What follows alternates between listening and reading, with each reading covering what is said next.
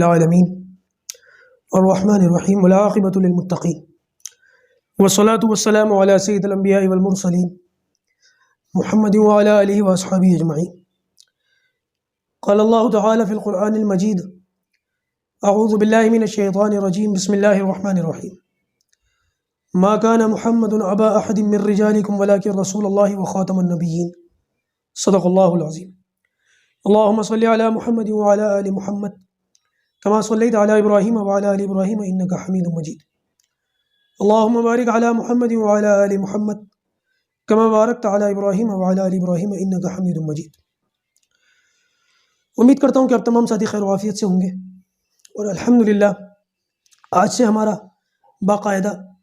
سیرت النبی تفصیلی کورس کا آغاز ہو رہا ہے۔ اللہ تبارک و تعالیٰ سے امید ہے پروردگار اس کو خیر و عافیت کے ساتھ پڑھنے کی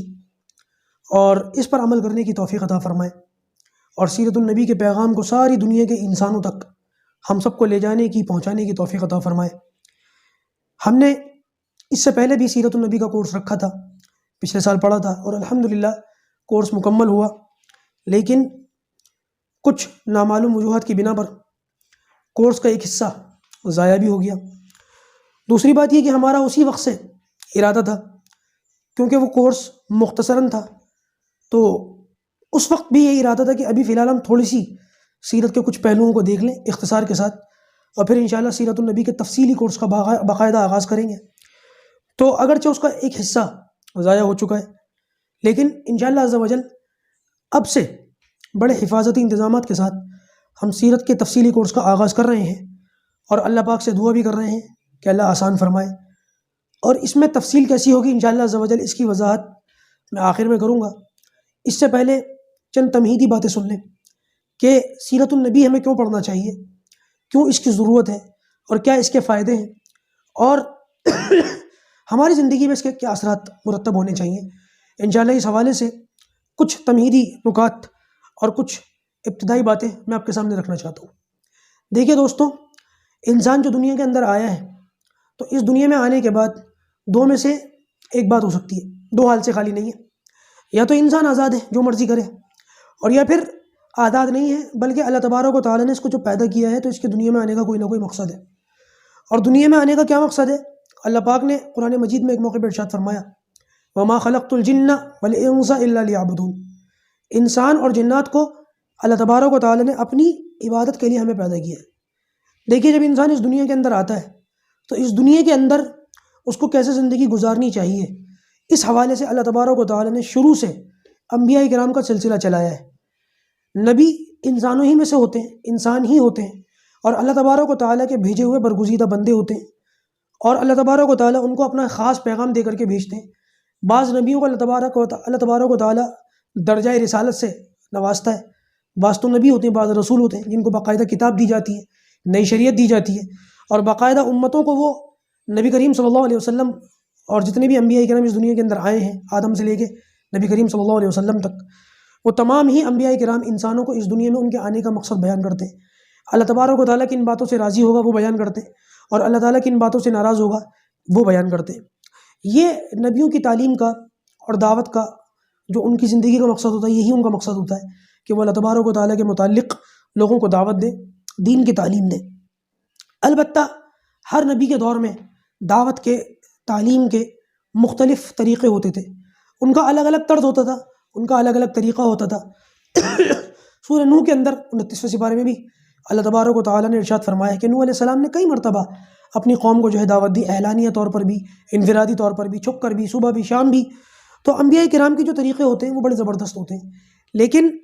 مختلف طریقے ہونے کے باوجود انبیاء کرام کا جو ایک خاص دعوت کا طرز اور طریقہ ہوتا ہے وہ یہ ہوتا ہے کہ انبیاء کرام جن چیزوں کی لوگوں کو دعوت دیتے ہیں، پہلے باقاعدہ وہ خود اس پر عمل کرتے ہیں۔ ایسا کبھی نہیں ہوتا کہ انبیاء کرام ایک تھیوری لے آئیں اور لوگوں سے کہے بھائی ہم نے تو تمہیں یہ تھیوری پیش کر دی، اب تم چاہو تو عمل کر لو، مرضی تمہاری۔ خود وہ عمل کریں نہ کریں ایسا نہیں ہوتا، ان کے لیے یہ معاملہ آپشنل نہیں ہوتا۔ جیسے کہ آج دنیا کے اندر ہم دیکھتے ہیں عجیب و غریب قسم کے جو ہے سیاستدانوں کی طرف سے قانون بنا دیے جاتے ہیں، اور لوگ ان قانونوں کو فالو کرنے کے پابند ہوتے ہیں، اور ہوتا کیا ہے کہ اگر وہ قانون کی پابندی نہ کریں، قانون کی پاسداری نہ کریں، تو پھر ان کو سزا بھی ملتی ہے، بعض مرتبہ چالان بھی ہوتا ہے۔ مثال کے طور پر کورونا کے اندر ہم نے دیکھا کہ ماسک وغیرہ لگانے کا معاملہ، کتنے لوگوں کے 2,000 روپے کے چالان کٹے۔ لیکن جن لوگوں نے یہ قانون بنائے کہ جو شخص کورونا کے اندر اور لاک ڈاؤن کے موقع پر ماسک پہنا ہوا نہیں دکھے گا اس کو 2,000 کا چالان کٹے گا۔ ہم نے خود دیکھا الیکشن ریلیوں کے اندر ان لوگوں نے جو ہے وہ بغیر ماسک کے ریلیاں کی، اور کتنے بڑے بڑے سیاستدان، میں اگر نام لوں گا ان کے تو مناسب نہیں ہے، حالانکہ آپ سب جانتے ہیں، کیونکہ ہمارا یہ موضوع بھی نہیں ہے۔ بہرحال کہنے کا مقصد یہ ہے کہ بعض مرتبہ انسان اپنے ہی بنائے ہوئے اصولوں کے خلاف کرتا ہے۔ جیسے کہ ڈاکٹر، آپ ڈاکٹر کے پاس چلے جائیں، ان سے پوچھ لیں کہ سگریٹ پینے کے نقصان ہے، اور ڈاکٹر بتا دے کتنے نقصان ہے۔ لیکن بعض مرتبہ ہم یہ دیکھتے ہیں کچھ ڈاکٹرز بھی اسموکنگ کرتے ہیں، ڈاکٹرز بتاتے شوگر کے اندر مٹھائی نہیں کھانی چاہیے، پرہیز کرنا چاہیے، لیکن بعض مرتبہ خود شوگر کے مریض، ڈاکٹر کو بھی شوگر ہوتی ہے اور وہ بعض مرتبہ بد پرہیزی بھی کرتے ہیں۔ تو انسان اپنی تعلیمات کے خلاف کرتا ہے۔ نبیوں کا یہ معاملہ نہیں ہے۔ انبیاء کرام جو چیز لے کر کے آتے ہیں پہلے وہ خود اس پر عمل کر کے دکھاتے ہیں۔ انبیاء کرام کی زندگی اس تعلیم کی عملی نمونہ ہوتی ہے، اس کے بعد پھر وہ لوگوں کو تعلیم دیتے ہیں، لوگوں کو اس کی دعوت دیتے ہیں۔ ایک بات جو سمجھنے کی ہے وہ یہ کہ انبیاء کرام کی جو دعوت تھی، ان کی جو تعلیمات تھیں، ان کا جو شرعی معاملہ تھا، ان کے جو قوانین تھے، ضابطے تھے، وہ ایک خاص وقت کے لیے تھے۔ نبیوں کی جو تعلیم تھی نا، وہ ایک خاص وقت کے لیے تھی، یہ کسی خاص علاقے کے لیے تھی، یہ کسی خاص جو ہے وہ خاندان کے لوگوں کے لیے تھی، اور ان کو قیامت تک باقی نہیں رہنا تھا۔ یہ اللہ تبارک و تعالیٰ کا اٹل فیصلہ تھا۔ ایک خاص وقت کے لیے ان کی تعلیمات آتی تھیں، اس کے بعد پھر وہ نبی چلے جاتے تھے۔ آہستہ آہستہ ان کی قوم ان کی تعلیمات کو بلا دیا کرتی تھی، اور وہ تعلیمات بھی جلد یا بدیر ان نبیوں کے ساتھ ساتھ اس دنیا سے چلی جاتی تھی۔ پھر ضرورت پیش آتی تھی ایک نئے نبی کو اس دنیا کے اندر بھیجنے کی، تاکہ وہ لوگوں کو نئے سرے سے دین کی تعلیم دے اور بتائیں۔ البتہ گزشتہ انبیاء کرام کی جو تعلیمات ہیں اور آخر میں جو نبی کریم صلی اللہ علیہ وسلم کی تعلیمات ہیں، اس میں ایک بنیادی فرق یہ ہے کہ نبی کریم صلی اللہ علیہ وسلم کی جو تعلیم ہے اس کو ختم نہیں ہونا تھا، اس کو باقی رہنا تھا۔ اس کی ایک بڑی وجہ یہ، اور سیرت بھی ہم اسی وجہ سے پڑھ رہے ہیں، وہ یہ کہ آپ گزشتہ نبیوں کی جو تعلیمات ہیں آج بھی جو باقی ہیں، ان تعلیمات کو اگر اٹھا کر کے دیکھیں تو کہیں نہ کہیں ان میں ادھورا پن سا محسوس ہوتا ہے، وہ مکمل نہیں ہے دنیا کے لیے۔ مثال کے طور پر حضرت موسیٰ علیہ السلام، اگر آپ ان کی زندگی کو اٹھا کر کے دیکھیں تو ان کی زندگی میں شاید آپ کو جنگ اور غزوات یہ پہلو نہیں ملے گا۔ جنگ کیسے کرنی چاہیے، غزوات کیسے، حالانکہ موسیٰ علیہ السلام کی تعلیمات کا جو بھی حصہ آج باقی ہے دنیا یہود کے پاس، پہلے تو وہ معتبر نہیں ہے، اوتھینٹک نہیں ہے، لیکن اگر اس کو مان بھی لیا جائے کہ یہ معتبر ہے، اوتھینٹک ہے، تب بھی زندگی کے تمام تر پہلو اس میں نہیں ملیں گے آپ کو۔ جیسے کہ میں نے بتایا کہ موسیٰ علیہ السلام کی زندگی میں غزوات کا پہلو نہیں ملتا۔ اسی طریقے سے حضرت عیسیٰ علیہ السلام، حالانکہ عیسیٰ علیہ السلام اللہ تعالیٰ کے برگزیدہ بندے اور بڑے زبردست نبی، بغیر باپ کے اللہ تبارک و تعالیٰ نے پیدا کیا، ہمارا بھی ان کی نبوت پر ایمان ہے، لیکن حضرت عیسیٰ علیہ السلام کی زندگی کو اگر ہم اٹھا کر کے دیکھیں، جو کچھ بھی آج عیسائیوں کے پاس عیسیٰ علیہ السلام کی تعلیمات کے حوالے سے، اول تو وہ معتبر نہیں ہے، اگر اس کو معتبر مان بھی لیا جائے تب بھی خود عیسائیوں کا اس بات پر اقرار ہے کہ جو کچھ ہمارے پاس عیسیٰ علیہ السلام کی تعلیمات ہیں وہ ان کی ساری زندگی کی تعلیم نہیں ہے، بلکہ ان کی آخری زندگی کے جو 3 سال تھے، 3-4 سال، بس وہی ہیں۔ اول تو یہ پورا نہیں ہے خود عیسائیوں کے مطابق، اور اگر پورا بھی ہے تو اوتھینٹک نہیں ہے، لیکن اگر ہم اس کو پورا بھی مانیں، اوتھینٹک بھی مانیں، تب بھی زندگی کے بہت سارے پہلو آپ کو اس میں نظر نہیں آئیں گے۔ مثال کے طور پر ایک نبی ہونے کی حیثیت سے ان کے اخلاق، ان کی حیا، ان کی پاک دامنی، ان کی پرہیزگاری، یہ چیزیں تو آپ کو مل جائیں گی، لیکن عیسیٰ علیہ السلام کی زندگی میں کیونکہ انہوں نے سیاست نہیں کی تو سیاست کس طریقے سے کرنی چاہیے یہ چیز نہیں ملے گی آپ کو۔ اسی طریقے سے عیسیٰ علیہ السلام نے شادی نہیں کی تو گھریلو زندگی کیسی ہونی چاہیے، ازدواجی تعلقات کیسے ہونے چاہیے، میاں کے بیوی پر اور بیوی کے میاں پر کیسے تعلقات قائم ہونے چاہیے، کیا ذمہ داریاں عائد ہوتی ہیں، کیا حقوق ملتے ہیں، اس چیز کی کسی بھی طریقے کی چھوٹی یا موٹی وضاحت آپ کو عیسیٰ علیہ السلام کی زندگی سے نہیں ملے گی۔ اسی طریقے سے بادشاہت کا معاملہ دیکھ لیں، اگر کوئی شخص بادشاہ بنے، خلیفہ بنے یا قوم کا بڑا بنے تو اس صورت کے حوالے سے موسیٰ علیہ السلام اور عیسیٰ علیہ السلام، کیونکہ انہوں نے بادشاہت نہیں کی تو یہ نہیں ملتا کبھی کہ بادشاہت کے کیا اصول اور ضابطے ہونے چاہیے۔ اللہ ماشاء اللہ یہ ساری کی ساری چیزیں نبی کریم صلی اللہ علیہ وسلم کی زندگی میں آپ کو مل جاتی ہیں۔ یہ بالکل ایسا ہی ہے جیسے نبی کریم صلی اللہ علیہ وسلم کی تعلیمات کو ہمیشہ کے لیے رہنا تھا اور گزشتہ انبیاء کی تعلیمات کو ہمیشہ کے لیے نہیں رہنا تھا، باقی نہیں رہنا تھا۔ یہ بالکل ایسا ہی ہے جیسے ہمارے یہاں کرنسی چل رہی ہے نا، ایک ٹائم کے بعد وہ بند ہو جاتی ہے، پھر ایک کرنسی آ جاتی ہے، تو نئی کرنسی آ جاتی ہے، پرانی بند ہو جاتی ہے، لیکن نبی کریم صلی اللہ علیہ وسلم کا سکہ قیامت تک کے لیے چلنا تھا۔ ایک بات یاد رکھیں، ایک پہلو یاد رکھیں، نقطہ یاد رکھیں جو میں نے ابھی بتایا کہ گزشتہ انبیاء کرام جیسے موسیٰ علیہ السلام کی میں نے مثال دی یا عیسیٰ علیہ السلام کی میں نے مثال دی کہ ان کی زندگی میں بہت ساری چیزیں نہیں ملتی، ادھورا پن سا محسوس ہوتا ہے، اللہ حفاظت فرمائے، اللہ حفاظت فرمائے۔ ہمارے کہنے کا یہ مقصد نہیں ہے کہ ان کی تعلیمات ادھوری تھیں یا اللہ تبارک و تعالیٰ نے جو ان کو تعلیمات دی وہ پوری نہیں تھیں، پوری تھیں، مکمل تھیں، لیکن ان کی زندگی کی وہ چیزیں باقی نہیں رہ سکیں، لوگوں نے ان کو سنبھال کر نہیں رکھا۔ اس وجہ سے اللہ تبارک و تعالیٰ نے پھر آخر میں اپنے سب سے لاڈلے پیغمبر حضرت محمد رسول اللہ صلی اللہ علیہ وسلم کو اس دنیا کے اندر مبعوث فرمایا، اور آپ صلی اللہ علیہ وسلم نے ہمیں وہ ساری تعلیمات دی۔ نبیوں کی زندگی کی نبیوں کی جو تعلیمات ہوتی ہیں ان کی زندگی کے اندر، ان کی تعلیمات کے دو حصے ہوتے ہیں۔ ایک ہوتا ہے توحید، آخرت، بنیادی طور پر جو عقائد کے طور جو باتیں ہوتی ہیں، اللہ تبارک و تعالیٰ ایک ہے، آخرت ہے، فرشتے ہیں، اور میزان ہے، پل صراط ہے، جنت جہنم ہے، یہ بنیادی چیزیں تو ان کی باقی رہیں، اور قرآن کے اندر بھی اس کی جو ہے ہمیں شہادت ملتی ہے کہ ان نبیوں نے ان بنیادی چیزوں کی دعوت دی تھی اور قوم کو بتایا تھا، انی لکم رسول امین، اور اس طریقے کے ان الفاظ کے ساتھ جو ہے نبیوں کی دعوتیں ملتی ہیں، تو وہ بنیادی چیزیں تو باقی رہیں اور قرآن نے بھی اس کی شہادت دے دی۔ لیکن وہ چیزیں جو فروعی طور پر آتی ہیں، ان کے ساتھ جب انبیاء کرام اس دنیا سے گئے ہیں اور ان کے جانے کے بعد ان کے وقت کے جو علماء تھے، ان کے جو اسکالرس تھے، پھر ان کی ذمہ داری تھی کہ وہ لوگوں کو ان کی تعلیمات جو کہ تو بیان کرتے۔ انہوں نے کیا کیا؟ قوم کو خوش کرنے کے لیے کچھ روپے پیسے لیے، کچھ لوگوں کو خوش کیا، کچھ بادشاہوں کو خوش کیا، اور نبیوں کی جو تعلیمات آئی ہوئی تھیں ان کو اپنی طرف سے گھٹا اور بڑھا دیا، جس کے نتیجے میں وہ تعلیمات اس طریقے سے باقی نہ رہ سکیں جیسے کہ اللہ تبارک و تعالیٰ کی طرف سے نازل ہوئی تھی۔ بہرحال ساری بات کا خلاصہ یہ کہ نبی کریم صلی اللہ علیہ وسلم کی زندگی کے ہر پہلو سے ہمیں زندگی گزارنے کے تمام تر نکات مل جاتے ہیں۔ آپ صلی اللہ علیہ وسلم کی ہر چیز محفوظ ہے، ہر چیز، حتیٰ کہ اتنا ڈیپ میں اگر ہم جائیں کہ آپ صلی اللہ علیہ وسلم کے متعلق ایسی باتیں ہمیں مل جاتی ہیں، ذرا اگر ہم وضاحت میں جائیں اور ذرا یعنی کہ صحابہ کرام جب آپ صلی اللہ علیہ وسلم کے بتائے ہوئے طریقوں کے مطابق آپس میں ایک دوسرے سے بات چیت کرتے تھے، مذاکرہ کرتے تھے، تو کفار مکہ اور مشرکین حیران ہو جاتے تھے کہ تمہارے نبی نے یہ چیزیں بھی تمہیں بتائی ہیں۔ حالانکہ آپ یہ دیکھیں کہ بہت ساری چیزیں ایسی ہیں کہ انسان اس کی اپنی پرسنل لائف کی ہوتی ہے، اس کی اپنی پرائیویسی ہوتی ہے، انسان اپنے گھر کی چار دیواری سے باہر اس کو بیان کرنا پسند نہیں کرتا، لیکن نبی کریم صلی اللہ علیہ وسلم کی گھریلو زندگی کی وہ باتیں بھی لوگوں کے سامنے آئیں تاکہ لوگوں کو پتہ چلے کہ گھر میں اگر بیوی بچوں کے ساتھ رہنا ہے تو ایسے رہنا پڑے گا۔ امی عائشہ صدیقہ رضی اللہ تعالیٰ عنہ خود فرماتی ہیں کہ جب نبی کریم صلی اللہ علیہ وسلم کے ساتھ میں ایک دسترخوان پر بیٹھ کر کھانا کھاتی تھی تو جو ہڈی میں چوستی تھی اور چوس کر اس کو دسترخوان پر رکھتی تھی تو نبی کریم صلی اللہ علیہ وسلم اس ہڈی کو اٹھاتے تھے اور اسی جگہ ہونٹ لگا کر کے، جہاں پر میرے ہونٹ لگے ہوتے تھے، سبحان اللہ، اسی جگہ ہونٹ لگا کر کے نبی کریم صلی اللہ علیہ وسلم اس ہڈی کو چوستے تھے۔ بیان کرنا یہ مقصد ہے کہ بیوی سے ایسے محبت کی جائے گی، گھر والی سے اس طریقے سے تعلقات رکھے جائیں گے۔ بھرے مجمع کے اندر ایک شخص نے پوچھا، یا رسول اللہ کس سے سب سے زیادہ محبت ہے؟ نبی کریم صلی اللہ علیہ وسلم نے ممبر سے فرمایا، ابو بکر سے۔ تو اس نے کہا، جو صحابی تھے انہوں نے پوچھا، یا رسول اللہ میں یہ پوچھ رہا ہوں عورتوں میں، تو آپ نے فرمایا اس کی بیٹی عائشہ، میری بیوی۔ تو یہ چیزیں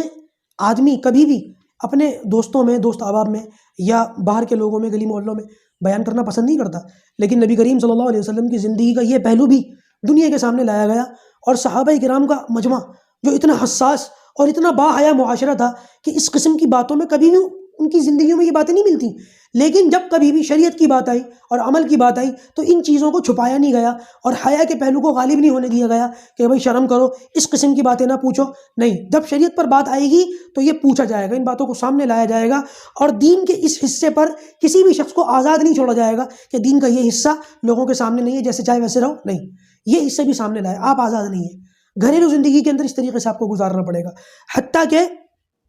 آپ یہ دیکھیں کہ نبی کریم صلی اللہ علیہ وسلم بیت الخلاء کے اندر کیسے بیٹھتے تھے۔ عرب کا معاشرہ، وہ معاشرہ زمانہ جاہلیت کے اندر کہ بیٹھ کر اپنی ضرورت کو پورا کرنا یہ عورتوں کا طریقہ سمجھا جاتا تھا، اور مرد بیٹھ کر اگر بیت الخلاء کرے یا پیشاب کرے تو وہ بڑی عیب اور شرمندگی کی چیز سمجھی جاتی تھی۔ اسی بات پر ان لوگوں نے صحابہ کرام پر اعتراض کیا تھا کہ تمہارے نبی نے یہ باتیں بھی تمہیں سکھائی ہیں، تو الحمدللہ صحابہ کرام بطور فخر یہ بات کہتے تھے کہ ہاں اللہ کا شکر ہے ہمیں نبی کریم صلی اللہ علیہ وسلم نے یہ باتیں بھی بیان کی ہیں۔ تو یہ چیزیں، یہ باتیں آپ صلی اللہ علیہ وسلم کی زندگی سے ہمیں اتنی زیادہ وضاحت کے ساتھ، اور حالانکہ یہ دیکھیں اگر یہ چیزیں نہ ہوتی، اتنی زیادہ ان کی وضاحت نہ ہوتی تو شاید آج کی دنیا کو ان باتوں پر اعتراض کرنے کا اتنا موقع نہ ملتا، کیونکہ یہ اتنی بڑی باتیں آج بھی نہیں سمجھی جاتی، اس معاشرے میں بھی نہیں سمجھی جاتی تھی، آج بھی نہیں سمجھی جاتی، لیکن نبی کریم صلی اللہ علیہ وسلم نے ان باتوں کو بھی کھول کھول کر کے بیان کر دیا کہ بیت الخلاء میں بیٹھو تو کس طرف منہ کرنا ہے، کس طریقے سے بیٹھنا ہے، کیسے داخل ہونا ہے، بایاں پاؤں پہلے رکھنا ہے، اور کس طریقے سے اپنی ضرورت کو پورا کرنا ہے، حتیٰ کہ استنجا کرتے وقت بائیں ہاتھ سے استنجا کرنا ہے، چھوٹا استنجا کیسے کرنا ہے، بڑا استنجا کیسے کرنا ہے، ڈھیلا استعمال کرو تو وہ کیسے کرنا ہے، اتنی زیادہ وضاحتیں ملتی ہیں کہ دیکھ کر انسان تک رہ جاتا ہے۔ اور باقاعدہ ان چھوٹی چھوٹی باتوں کے اوپر علماء نے موٹی موٹی کتابیں لکھی، چھوٹی چھوٹی چیزوں کے اوپر۔ اس سے آپ اندازہ لگائیں کہ نبی کریم صلی اللہ علیہ وسلم کی زندگی ہمارے لیے کتنا بڑا نمونہ ہے اور ہمیں اس سے کتنے زیادہ سبق حاصل ہوتے ہیں۔ اور اگر ہم غور کریں تو آپ صلی اللہ علیہ وسلم کی زندگی میں اتنا زیادہ اتار چڑھاؤ ملتا ہے ہو کہ دیکھنے میں یہ آتا ہے کہ آپ صلی اللہ علیہ وسلم ایک آدمی کی زندگی میں اتنی ڈائیورسٹی، اتنا اوپر اتنا نیچے، ایک دم معاملہ بالکل آسمان پر چلا جاتا ہے اور ایک دم معاملہ بالکل ڈاؤن ٹو ارتھ ہو جاتا ہے۔ مثال کے طور پر آپ یہ دیکھیں کہ نبی کریم صلی اللہ علیہ وسلم نے جب ہجرت فرمائی تو ہجرت کے موقع پر آپ صلی اللہ علیہ وسلم کے ساتھ کوئی نہیں سوائے ابو بکر کے۔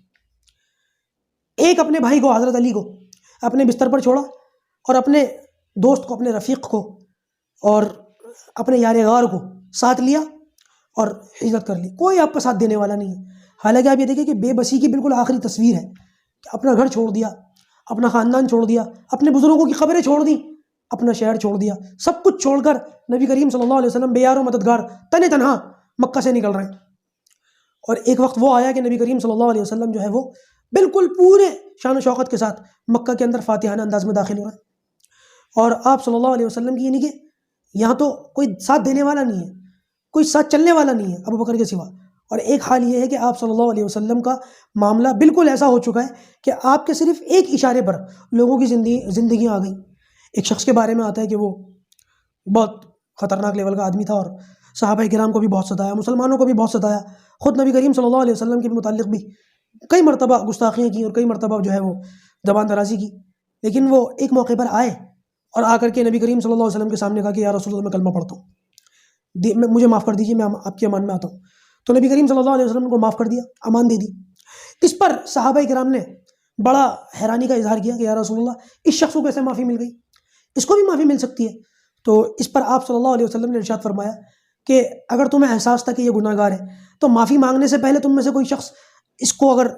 اس کا کام تمام کر دیتا تو بھی ٹھیک تھا، کیونکہ گناہ گار تھا، بدکار تھا اور اس قسم کی باتیں کرتا تھا۔ تو معافی مانگنے سے پہلے اگر تم میں سے کوئی ایسا کام کر دیتا تو کوئی گناہ نہیں تھا۔ تو کسی نے کہا کہ یا رسول اللہ آپ اشارہ کر دیتے، اگر آپ اشارہ کر دیتے تو ہم وہ کر جاتے۔ تو اس پر اللہ کے رسول نے فرمایا کہ اللہ کے نبی کے لیے مناسب نہیں کہ وہ اشارے کرے۔ حالانکہ آپ صلی اللہ علیہ وسلم اشارہ کر دیتے تو بچتے نہیں، لیکن آپ صلی اللہ علیہ وسلم نے منع فرمایا اور آپ نے کہا کہ اگر تم چاہتے تو تم کر سکتے تھے۔ بہرحال یہ معاملہ اتنا اتار چڑھاؤ۔ اسی طریقے سے ہم یہ دیکھیں کہ آپ صلی اللہ علیہ وسلم کی زندگی میں 9 بیویاں ایک موقع پر ہیں اور 2 مہینے چولہا نہیں جلا۔ اتنا فاقہ ہے کہ زمین پر گری ہوئی جو کھجوریں ہوتی ہیں آپ صلی اللہ علیہ وسلم وہ اٹھا کر کے کھا رہے ہیں۔ اور حال یہ ہے ایک موقع ایسا آیا کہ غنیمت کی بہتات ہے، مال غنیمت ہر طرف سے آ رہا ہے، چاروں طرف سے کھچ کھچ کر آ رہا ہے کہ صحابہ کرام کے قدموں میں کیسر و کسرا کے تاج ٹھوکروں کے اندر آئے ہوئے کوڑے کی طرح۔ یا تو یہ حالت ہے کہ آپ صلی اللہ علیہ وسلم طائف میں بالکل اکیلے ہیں اور سب طرف سے پتھر مارے جا رہے ہیں اور کوئی آپ کا ساتھ دینے والا نہیں، یا پھر یہ موقع ہے کہ مکہ میں آپ صلی اللہ علیہ وسلم حج کرنے جا رہے ہیں تو 1.25 لاکھ صحابہ کرام کا مجمع آپ صلی اللہ علیہ وسلم کی معیت میں ہے۔ کبھی نبی کریم صلی اللہ علیہ وسلم کو فتوحات ملتی ہیں جنگوں کے اندر، اور کبھی ظاہری طور پر احد کے میدان میں نبی کریم صلی اللہ علیہ وسلم کو شکست کا سامنا بھی کرنا پڑتا ہے۔ تو یہ ساری اتار چڑھاؤ والی زندگی نبی کریم صلی اللہ علیہ وسلم کے تعلق سے ہمیں ملتی ہے۔ اور اتنا زیادہ معاملہ یہ کیوں ہے، کس لیے ہے؟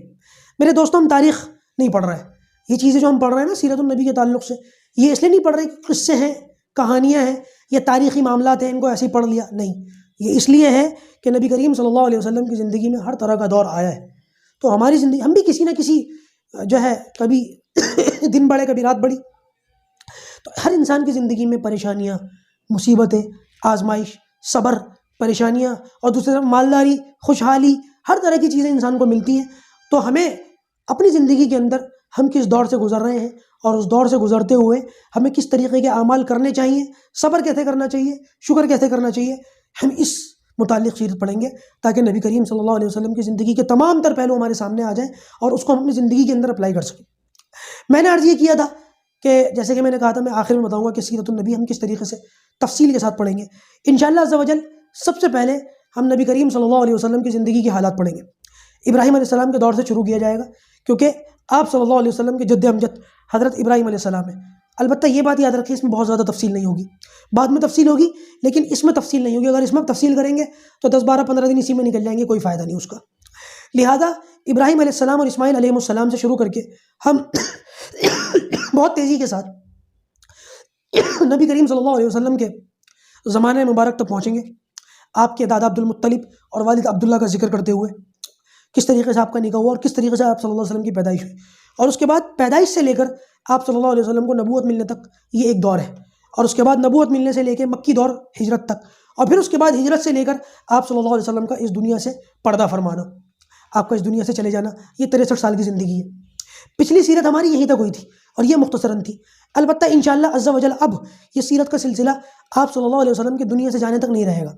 بلکہ آپ صلی اللہ علیہ وسلم کے اس دنیا سے پردہ فرمانے کے بعد جو 30 سال کا خلافت کا دور ہے خلفائے راشدین کا، جس میں حضرت ابوبکر صدیق سے لے کر حضرت امیر معاویہ رضی اللہ تعالیٰ عنہ تک، حضرت حسن اور حسین ان دونوں شہزادوں کا ذکر بھی اس میں آئے گا، ابوبکر صدیق، حضرت عمر، حضرت عثمان، حضرت علی کرم اللہ وجہ، ان سب کا انشاءاللہ عز و جل ہم ذکر کریں گے۔ اس کے بعد عشرہ مبشرہ کا ذکر کرنے کا ارادہ ہے کہ آپ صلی اللہ علیہ وسلم کے وہ 10 بڑے صحابی جن کو نبی کریم صلی اللہ علیہ وسلم نے دنیا کے اندر جو ہے وہ جنت کی بشارت دی۔